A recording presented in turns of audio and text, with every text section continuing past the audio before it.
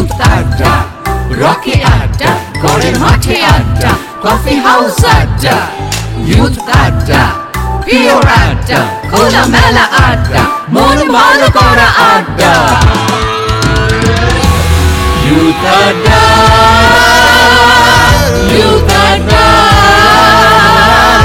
Youth Adda. লেখাপড়া খেলাধুলা সবকিছুতে থাকি আমরা সব কুল আর শ্যামকেও রাখি পঞ্চকবি মনে রেখে বাংলা ব্যঙ্গ শুনি বাড়িয়ে দিলে হাত আমরা বন্ধু হতে জানি Youth Adda, Youth Adda, Youth Adda.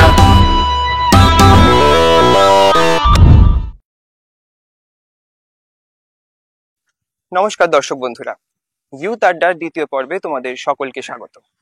আজকে প্রথমেই রয়েছে গানে গল্পে জমজমাট বৈঠকি।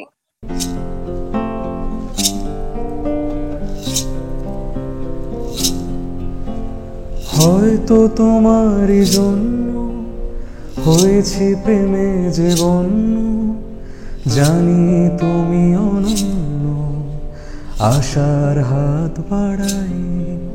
এরপর থাকছে দুই তরুণ তুর্কির সাফল্যের কাহিনী নিয়ে লক্ষ্যভেদ। ছোট ছোট স্বপ্নগুলো জুড়েই আমরা পায়ে পায়ে এগিয়ে চলি লক্ষ্যভেদের উদ্দেশ্যে। ছাত্র জীবন থেকেই অভিন্ন হৃদয় দুই বন্ধু রোহন রায় এবং রনি মণ্ডলের নেশা ছিল ইলেকট্রনিক্স। নিজেদের উদ্ভাবনী শক্তিকে কাজে লাগিয়ে দুই তরুণ তুর্কি তৈরি করে ফেললেন মাতৃ ডিভাইস। এবং সব শেষে থাকছে সিনেমার আড্ডা, শয়ে সিনেমা। আমরা শয়ে সিনেমায় কথা বলছি মৃণাল সেনকে নিয়ে এবং ভারতীয় চলচ্চিত্র এবং মৃণাল সেন, কি বলবে? মৃণাল সেন, তার নামটা আমরা দেখেছি যে সত্যজিৎ রায় এবং ঋত্বিক ঘটকের সঙ্গে এক বাক্যে উচ্চারিত হয়, কিন্তু আমার মনে হয় মৃণাল সেনের কিছু নিজস্বতা, কিছু স্বকীয়তা, কিছু স্বাতন্ত্র্য রয়েছে যেগুলো আমরা অনেক সময় উপেক্ষা করে ফেলি। তাহলে চলো প্রথমেই চলে যাই জমজমাট বৈঠকি আড্ডায়।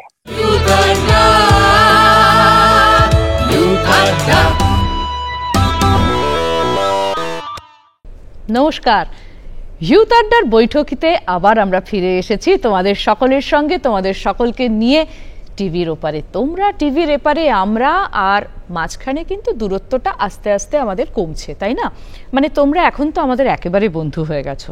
ইউথ আড্ডা তোমরা দেখছো নিয়মিত, ইউথ আড্ডা নিয়ে আমাদের জানাচ্ছ, তোমাদের পছন্দ অপছন্দ আমরা জানতে পারছি এবং এখানে আমাদের বন্ধুদের পছন্দ অপছন্দ জেনে নিচ্ছি। তোমাদের বাড়ির লোকেরাও কিন্তু তোমাদেরকে এখন আগের থেকে একটু হলেও বেশি বোঝেন, তাই তো? আচ্ছা চলো, আমার কথা বেশি না বলে এই মুহূর্তে টিভির এপারে আমার সঙ্গে কারা রয়েছে একটু দেখে নি। ওই পারে রয়েছে সম্বিত চ্যাটার্জি আর তারপরে রয়েছে শুভম দে। ওরা আজকে আমাদেরকে গানে গানে, গিটারে গিটারে, কথায় কথায় ভরিয়ে রাখবে।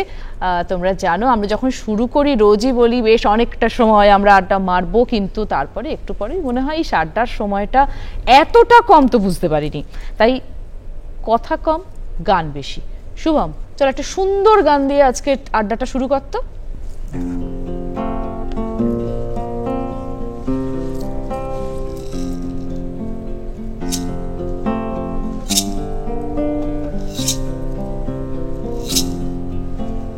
হয়তো তোমারই জন্য হয়েছে প্রেমে যে বন্য, জানি তুমি অনন্য, আশার হাত বাড়াই।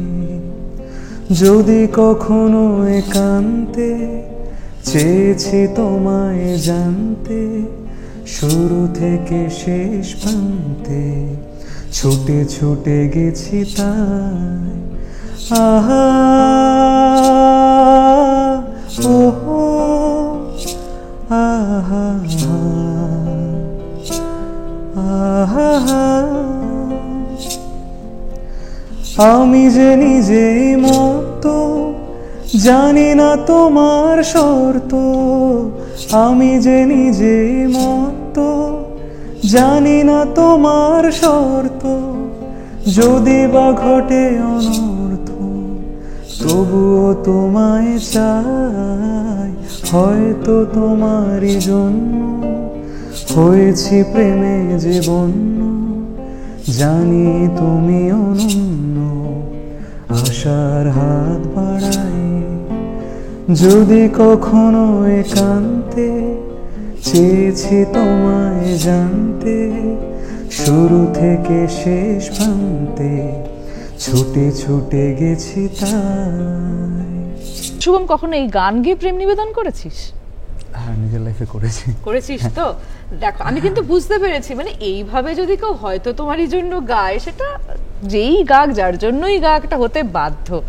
আচ্ছা, সম্বিতের কাছে আসবে। সম্বিত, গিটারটা নিয়েই চলা, গিটার নিয়েই সবকিছু, তাই তো? অনেক ছোটবেলায় গান গাইতাম, এবং আমার এক দাদার বিয়েতে গিয়ে আমি প্রচুর কোল্ড ড্রিঙ্কস খেয়ে গলাটাকে ড্যামেজ করে ফেলি। আচ্ছা, ঠিক সেই সময় যেহেতু গাইতে পারছি না, এটা ছটফটানি লাগছে, তখন আমার পিসি আমাকে, সুরটা তো ভেতরে আছে। হ্যাঁ, এবার পিসি সেই সময় আমাকে গিটারটা ধরিয়ে দেয়, তখন 5 বছর বয়স আমার। আচ্ছা, তো ওই গিটারটাই ছোট থেকে সঙ্গে রয়ে গেছে আর কি।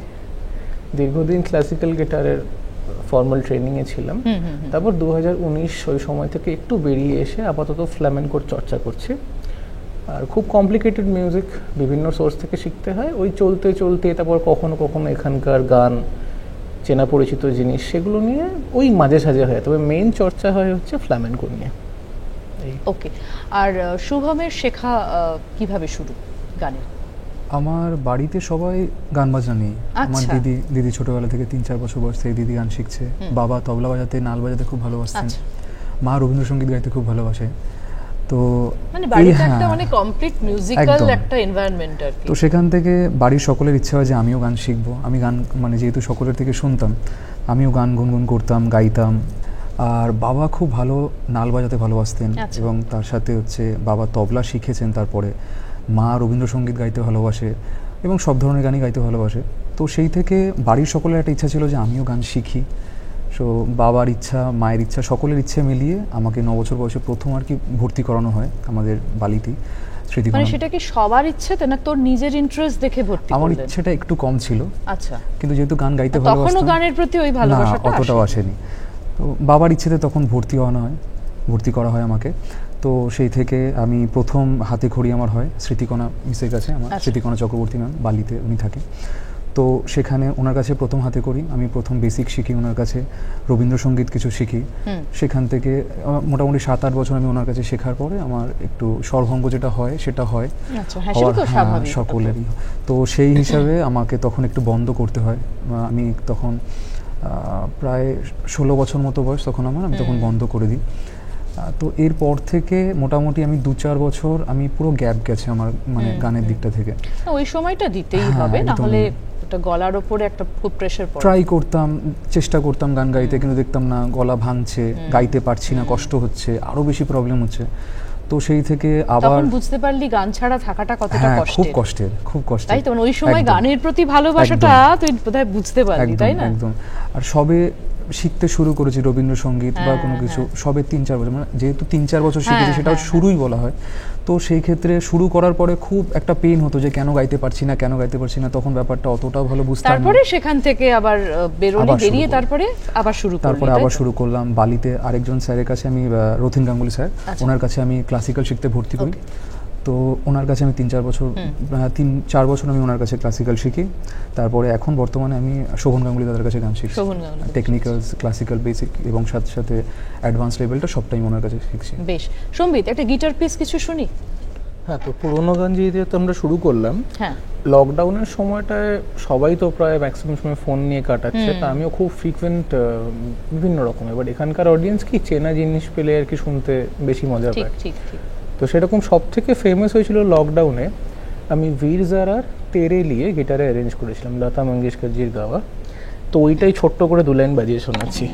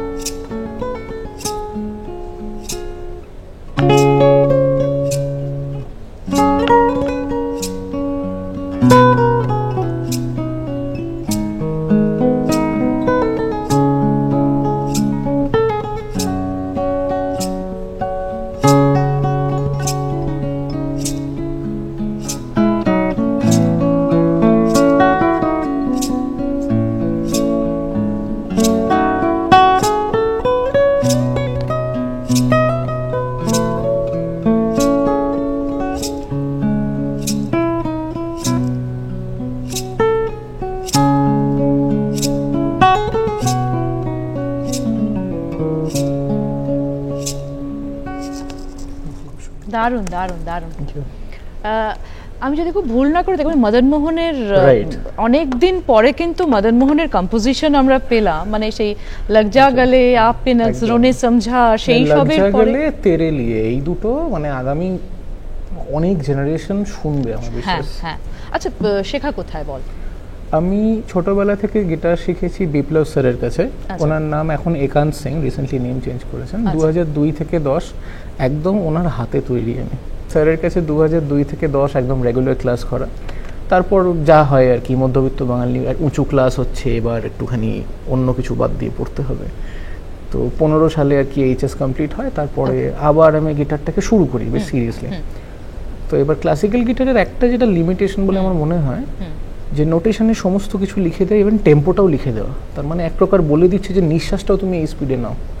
তো ওটাতে আমার একটু আপত্তি ছিল, মানে বড্ড মানে টিচাররা না একটু বিরক্ত হয়ে যেতেন এত প্রশ্ন করতাম, সেরকম টাইপের স্টুডেন্ট ছিলাম। তো যার জন্য একটু ক্লাসিক্যাল থেকে সরে এসেছি। তারপর একদিন জিপসি কিংস শোনার পর আমার পুরো মাথা খারাপ হয়ে গেল, এটা কি করছে গিটারে। প্রথমে তো অসম্ভব মনে হচ্ছিল, তারপর কয়েকদিন লাগলো নিজেকে এটা বোঝাতে যে এও তো মানুষ, এ যদি করতে পারে আমিও পারবো। ঠিক সেই জার্নিটাতে নেমে পড়েছি। ফ্ল্যামেন্কো নিয়ে চলছে লাস্ট 3-4 বছর, চলবে। বেশ শক্ত জিনিস, সময় দেওয়ার চেষ্টা করছি এটাকে। বেশ শুভম, একটু তোর কাছে আসে, আমরা বেশ খানিকক্ষণ কথা টথার মধ্যে রয়েছি। আবার একটা গান শুনি, কিছু কি শোনাচ্ছিস এবার? রবীন্দ্রসঙ্গীত শোনা একটু। একদম।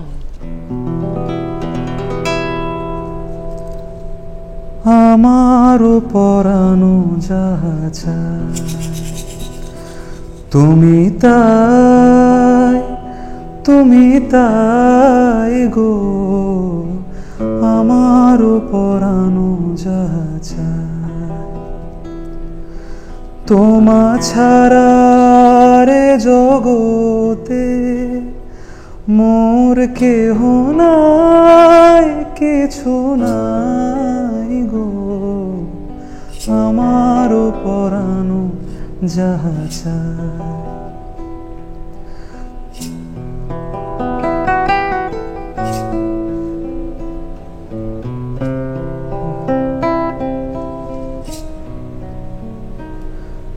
তুমি সুখ যদি নাহি পাও, যাও সুখের সন্ধানে যাও। তুমি সুখ যদি নাহি পাও, যাও সুখের সন্ধানে যাও। আমি তোমারে পেয়েছি হৃদয় মাঝে, আরো কিছু নাহি চাই গো,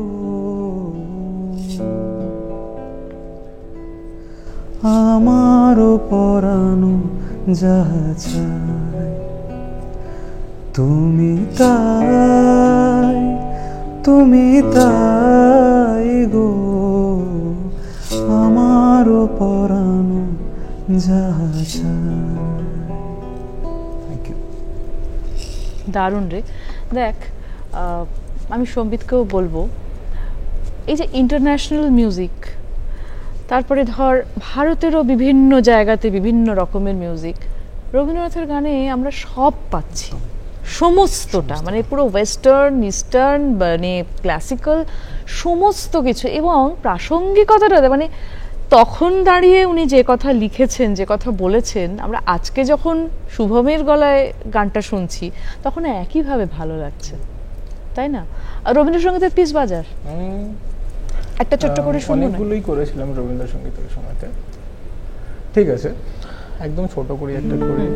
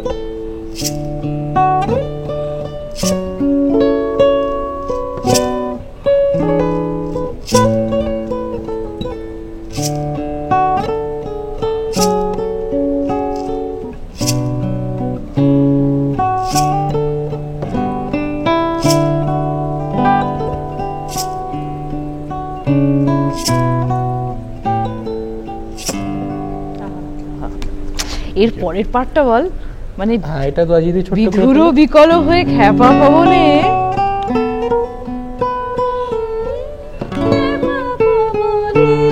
ফাগুন করেছে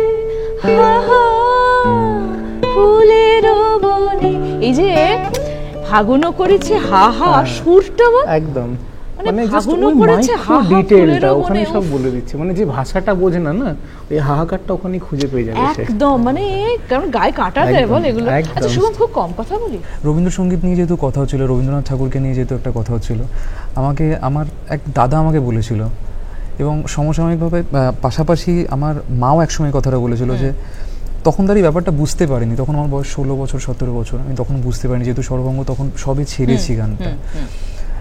আমাকে একটা ছোট্ট কথা বলেছিল, রবীন্দ্রনাথ ঠাকুরকে বুঝতে গেলে অনেক অনেক সময় দিতে হবে, অনেক সময় দিতে হবে। তো সেটা এখন এসে অল্প অল্প বুঝতে পারছি, যা তাও খুব সামান্য, তাও চেষ্টা করছি যে আরও শিখছি, আরও মানে আরও শিখবো, আরও জানবো, আরও জানার ইচ্ছা আছে। নিশ্চয়ই। আর একটা গান শুনি, একটা হিন্দি গাই তাহলে। হ্যাঁ একদম। এই মাইনার।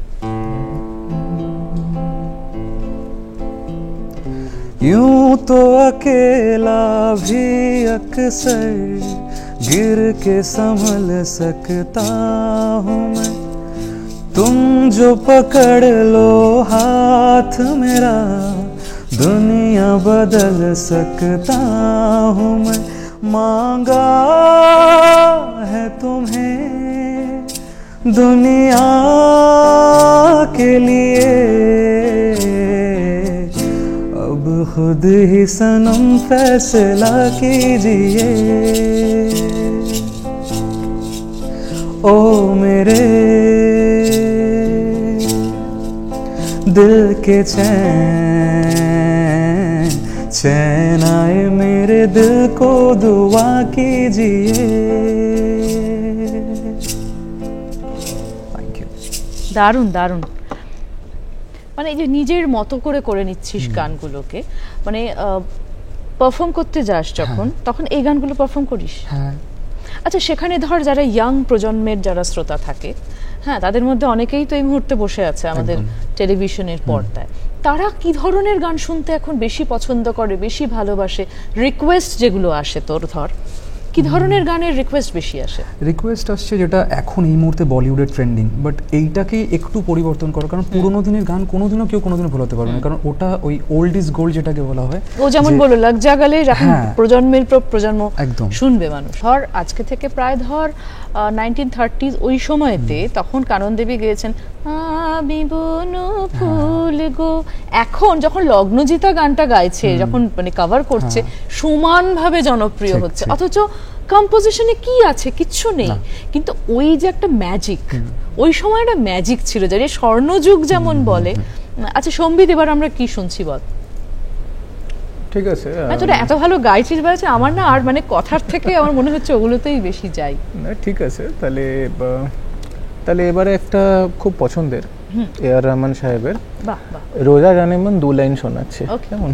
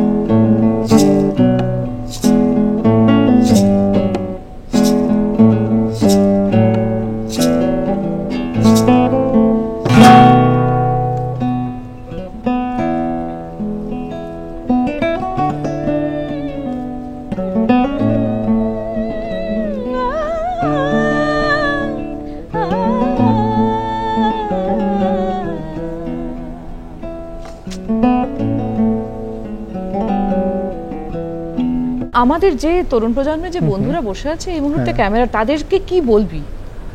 আমার মেন বলার একটাই, সব ধরনের মিউজিক শুনতে হবে, এবং এটা নিয়ে কিছু করতে গেলে ধৈর্য, নিজের প্রতি বিশ্বাস, পজিটিভ অ্যাটিটিউড নিয়ে এগোতে হবে।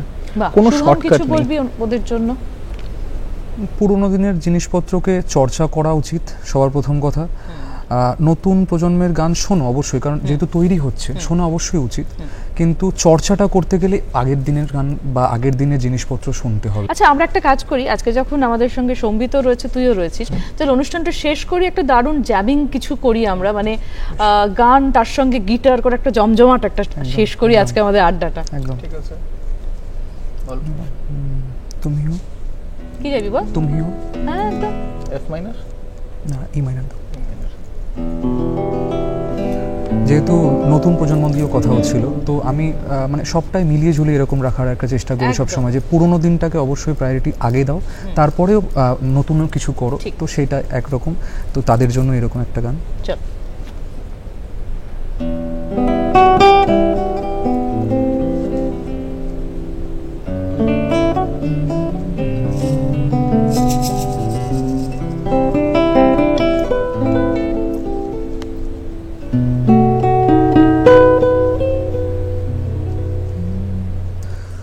हम तेरे बिन अब रह नहीं सकते, तेरे बिना क्या वजूद मेरा, तुझसे जुदा अगर हो जाएंगे तो खुद से ही हो जाएंगे जुदा, क्योंकि तुम ही हो, अब तुम ही हो जिंदगी, अब तुम ही हो चैन भी, मेरा दर्द भी, मेरी आशिकी, अब तुम ही हो।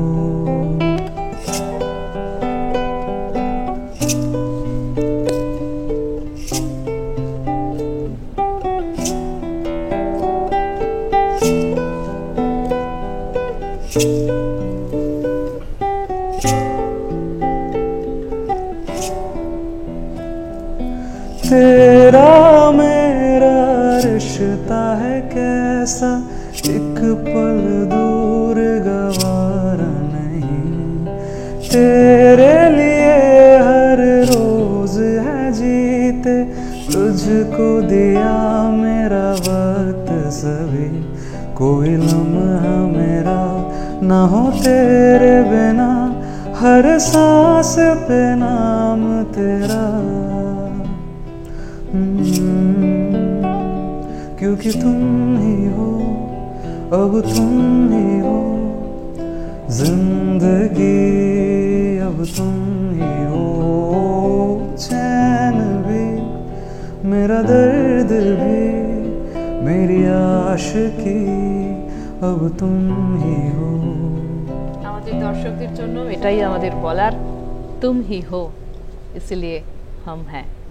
আজকে শুভম দে আর সম্বিত চ্যাটার্জি এতক্ষণ আমাদের সঙ্গে ছিল স্টুডিওতে, তার সঙ্গে ছিলে তোমরা। আবার ফিরে আসবো বৈঠকের নতুন পর্ব নিয়ে, ততক্ষণ সঙ্গে থাকো, দেখতে থাকো কলকাতা দূরদর্শন ইউথ আড্ডা, তার প্রত্যেকটা সেগমেন্ট তোমাদের জন্য সাজানো। খুব ভালো থেকো সকলে, নমস্কার। নমস্কার। বৈঠকি আড্ডা আরো কিছুক্ষণ চললে ভালো হতো, তাই না? কিন্তু সময় হয়ে গিয়েছে দুই তরুণ উদ্যোগপতি রনি ও রোহনের তৈরি মাতৃ ডিভাইস ব্যবহারের এবং তার সাফল্যের কাহিনী তোমাদের সঙ্গে শেয়ার করে নেওয়ার।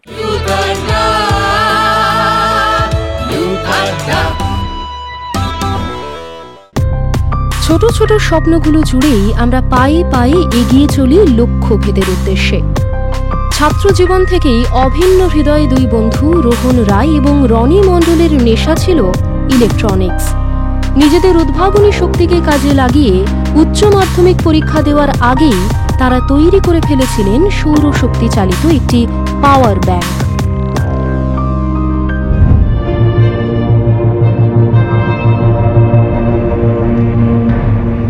মানবদেহে যন্ত্রণার অনুভূতি নিয়ন্ত্রিত হয় স্নায়ুতন্ত্রের গেট কন্ট্রোল থিওরির মাধ্যমে। ইঞ্জিনিয়ারিং পড়তে পড়তেই এই শারীরবৃত্তীয় প্রক্রিয়া এবং ইলেকট্রনিক্সের মেলবন্ধন ঘটিয়ে দুই তরুণ তুর্কি তৈরি করে ফেললেন মাতৃ ডিভাইস। নারী দেহের মাসিক ঋতুস্রাবের দিনগুলিতে শারীরিক যন্ত্রণার উপশম ঘটাতে সাহায্য করছে এই অভিনব যন্ত্রটি।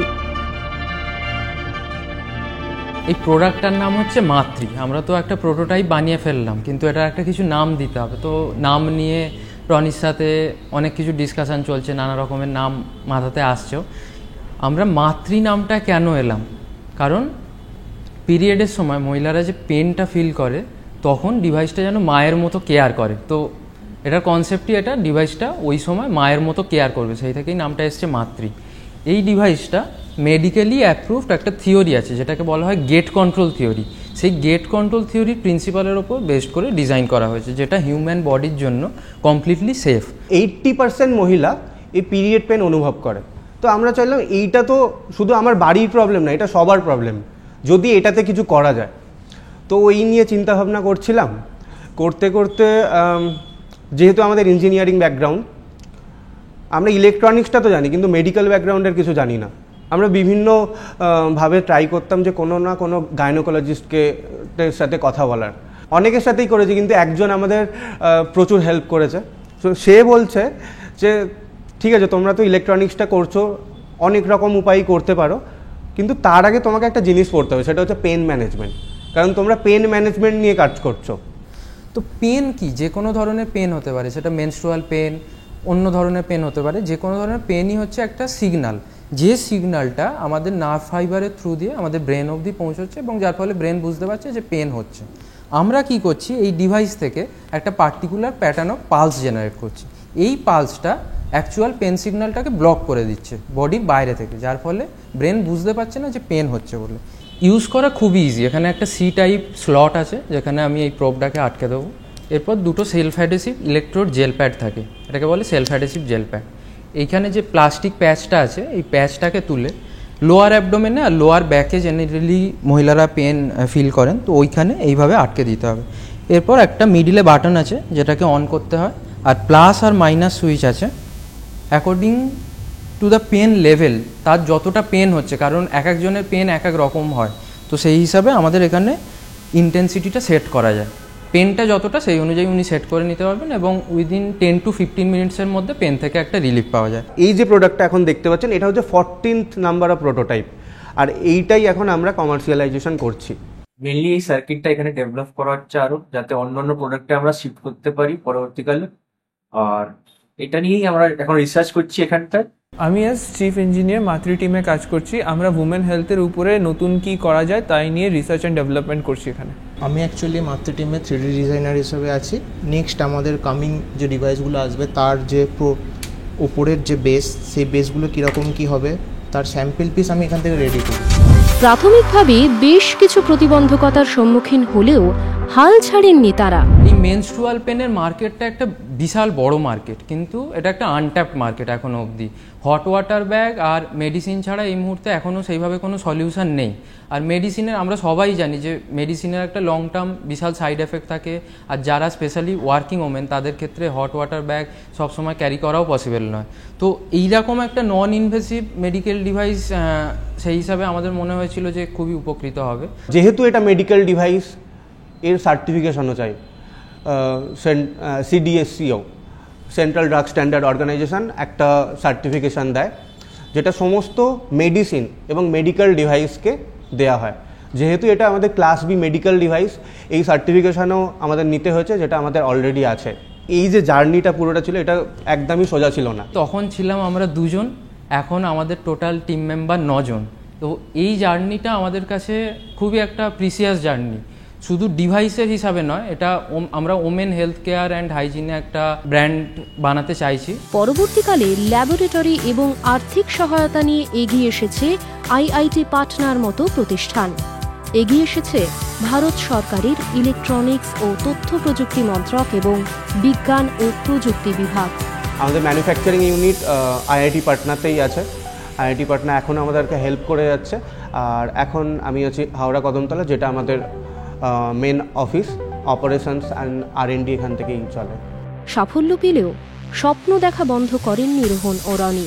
মেনস্ট্রুয়েশন নিয়ে কথা বলা, এই পিরিয়ড নিয়ে কথা বলা একটা ট্যাবু।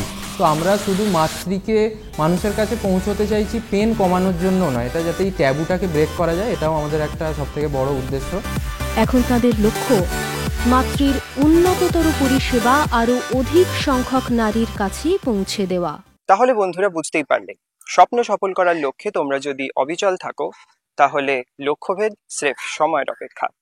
এখন সময় আমাদের পরবর্তী সেগমেন্টের। আমাদের পরবর্তী সেগমেন্টের নাম শয়ে সিনেমা, সিনেমা নিয়ে নির্ভেজাল আড্ডা।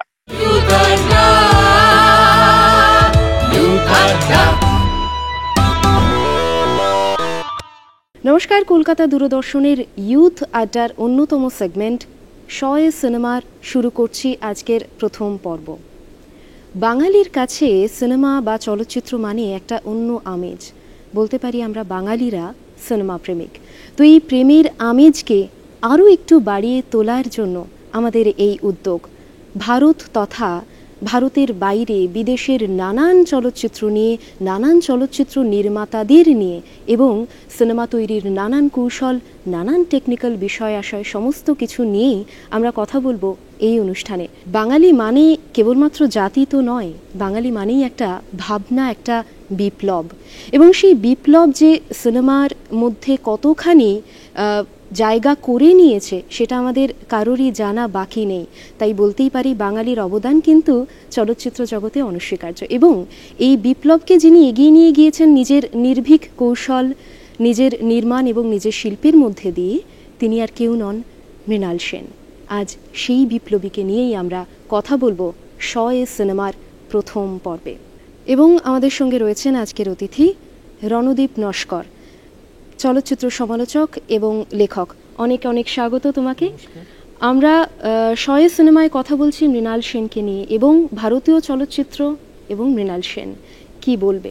মৃণাল সেন, তার নামটা আমরা দেখেছি যে সত্যজিৎ রায় এবং ঋত্বিক ঘটকের সঙ্গে এক বাক্যে উচ্চারিত হয়, কিন্তু আমার মনে হয় মৃণাল সেনের কিছু নিজস্বতা, কিছু স্বকীয়তা, কিছু স্বাতন্ত্র্য রয়েছে যেগুলো আমরা অনেক সময় উপেক্ষা করে ফেলি।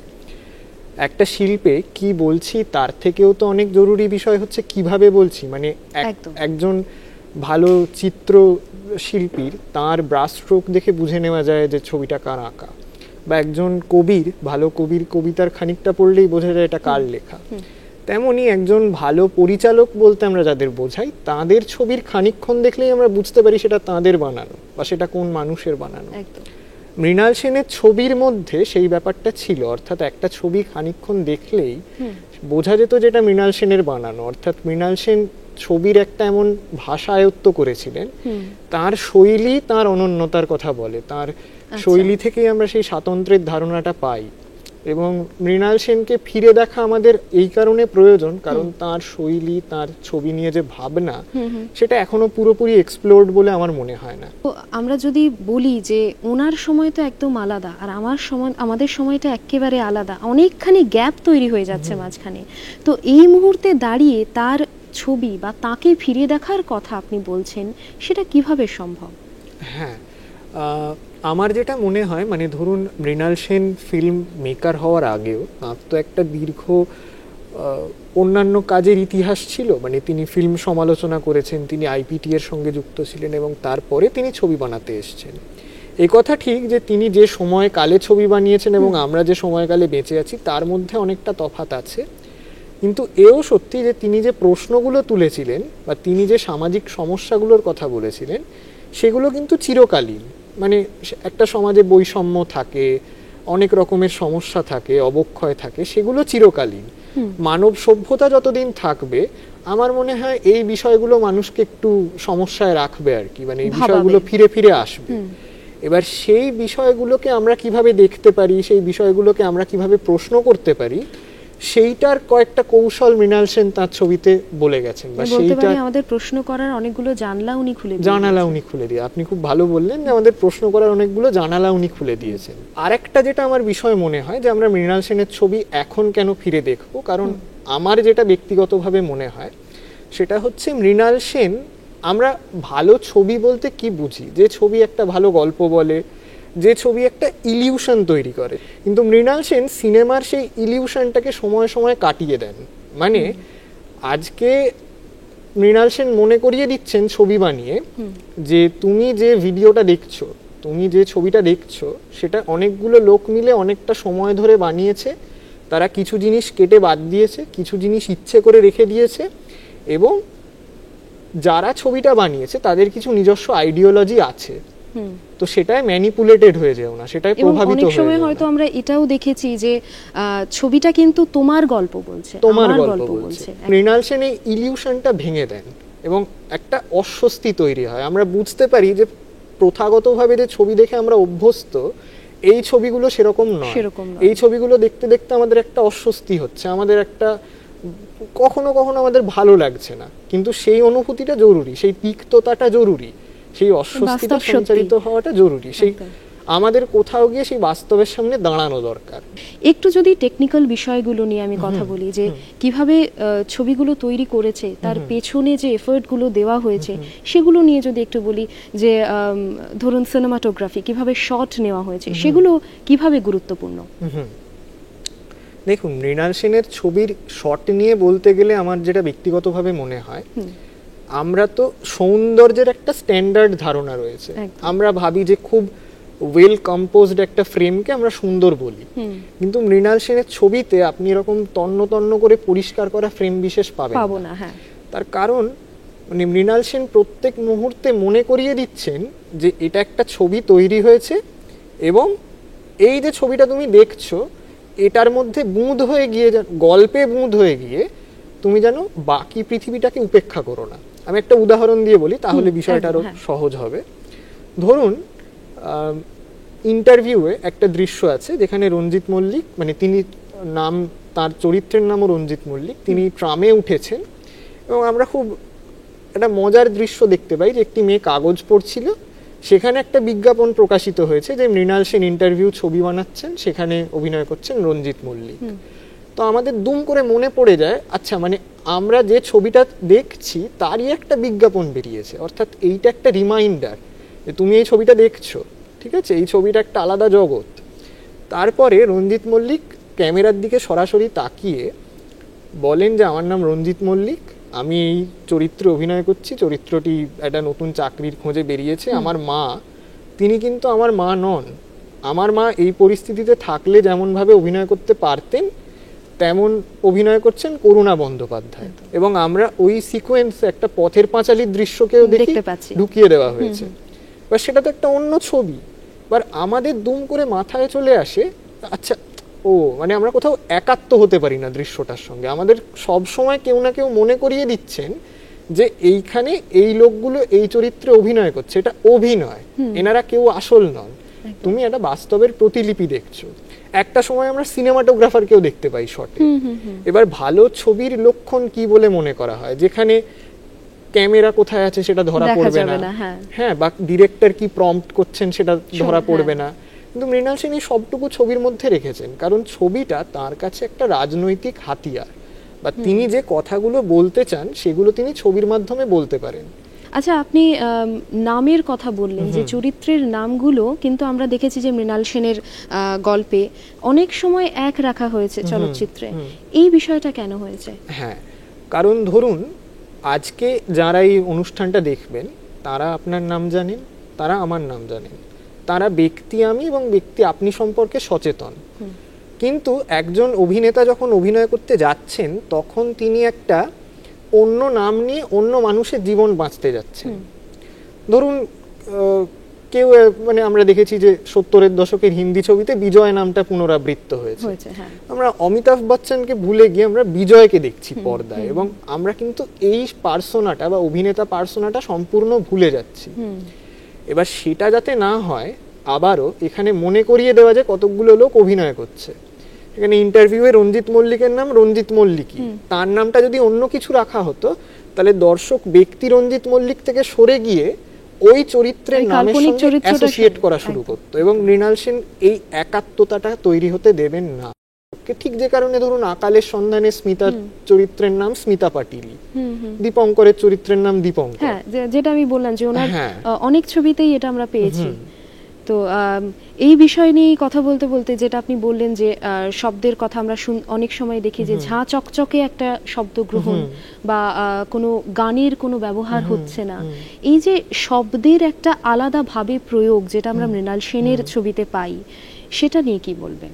হ্যাঁ, এবার আপনি যদি ভেবে দেখেন যে মৃণাল সেন তো আমাদের চারপাশের বাস্তবটাকেই তুলে ধরছেন, এবার সেই বাস্তবে এমন তো কখনো মানে তার ছবিতে কিন্তু আছে, তার ছবিতে মিউজিক রয়েছে বা আবহ সঙ্গীত বলতে যা বোঝায় সেটা রয়েছে, কিন্তু তার ছবিতে সঙ্গীতের আধিক্য সেভাবে নেই, এবং যেগুলো রয়েছে সেগুলো একেবারে অন্য ধারার। তার ছবিতে আমরা যেটাকে বলি ডাইজেটিক সাউন্ড, মানে পরিপার্শ্বের শব্দ। একটা রাস্তায় যদি কেউ ক্যামেরা নিয়ে নামেন, সেখানে যা যা শব্দ আসা স্বাভাবিক, তার ছবিতে সেইগুলোই আসছে। এর পাশাপাশি তার ছবিতে এমন কিছু শব্দ আমি খুঁজে পেয়েছি যেগুলো পার্সোনালি খুব হন্টিং। এবং এই প্রসঙ্গে আমি একটু যদি সেনকেই উদ্ধৃত করি, উনি বলছেন যে উনি লেভ কুলেশভ বলে একজন রাশিয়ান নির্মাতার কথা বলেছিলেন। তিনি বলছেন যে একটা দৃশ্যের আগে কি দেখছি এবং পরে কি দেখছি তার ভিত্তিতে আমাদের এই নির্দিষ্ট দৃশ্যটার অর্থ নির্মাণে সুবিধে হয়। মানে তিনি একটা পোর্ট্রেট তুলেছিলেন, একজন মানুষ, তার মুখে বিশেষ তাপ উত্তাপ নেই, নিরুত্তাপ একটা পোর্ট্রেট, এবং সেই পোর্ট্রেটের আগের শটগুলোকে তিনি চেঞ্জ করে দিয়েছিলেন। কোথাও আমরা সুপের বাটি দেখতে পাচ্ছি, কোথাও আমরা একটা মৃতদেহ দেখতে পাচ্ছি, এবং একই ছবি আমরা সুপের বাটির পর দেখলে আমাদের মনে হচ্ছে যে আচ্ছা এই লোকটার বোধহয় খুব খিদে পেয়েছে, বা মৃতদেহের পর আমরা দেখলে মনে হচ্ছে আচ্ছা এই লোকটা বোধহয় খুব মানে কি বলবো কষ্টে রয়েছে বা শোকে আছে, শোক পেয়েছে। মৃণাল সেনের ছবিতে কিছু কিছু শব্দ এরকম এক একটা বৃহত্তর সামাজিক প্রবণতার বা সামাজিক ক্ষয়ের দোতক হয়ে রয়ে গেছে। যেমন আমার একটা দৃশ্য এই মুহূর্তে মনে পড়ছে, একটু বলছি। আকালের সন্ধানেতে একটা দৃশ্য আছে এরকম, যেখানে অনেকগুলো মহামারীর ছবি দেখিয়ে বলা হয় যে কোন সালের মহামারীর ছবি চিহ্নিত করো। মানে একটা ফিল্ম ক্রিউ গেছে গ্রামে, আমরা দেখেছি গ্রামে গিয়ে শুট করছে, এবং তারা অবসরে কি করবে, তারা মহামারীর ছবি, সেই মহামারীগুলো কোন সালে হয়েছিল তারা সেগুলো চিহ্নিত করছে। একটা সময় স্মিতা পাতিল একদম অন্ধকার একটা ছবি বার করেন, এবং সেটা দেখে দীপঙ্কর দে বলেন যে জাতির ভবিষ্যৎ অতীত সমস্ত অন্ধকার। এর ঠিক পরের দৃশ্যে আমরা দেখতে পাই যে যে বাড়িতে ওনারা ছিলেন গিয়ে, সেই বাড়িতে একজন পক্ষাঘাতগ্রস্ত বৃদ্ধ এবং তার বৃদ্ধা স্ত্রী থাকতেন। তো সেই বৃদ্ধ মারা গেছেন, এবং সেই স্ত্রী একটানা বিলাপ করে চলেছেন, কারণ তার আর তিন কুলে কেউ রইল না, এক মেয়ে বাদ দিয়ে সে অনেক দূরে থাকে। তো এই অত বড় বাড়িতে, অত বড় গ্রামে উনি একা হয়ে রয়ে গেলেন। তো এই যে জাতির কোনো ভবিষ্যৎ নেই, জাতির অন্ধকার, তার ঠিক পরে যখন আমরা এই মহিলার বিলাপ শুনছি, সেটা কোথাও গিয়ে মনে হয় যে বাংলার গ্রামগুলোও ধীরে ধীরে সিস্টেমেটিক্যালি শেষ হয়ে যাচ্ছে, বা একটা প্রজন্ম ধীরে ধীরে সিস্টেমেটিক্যালি শেষ হয়ে যাচ্ছে।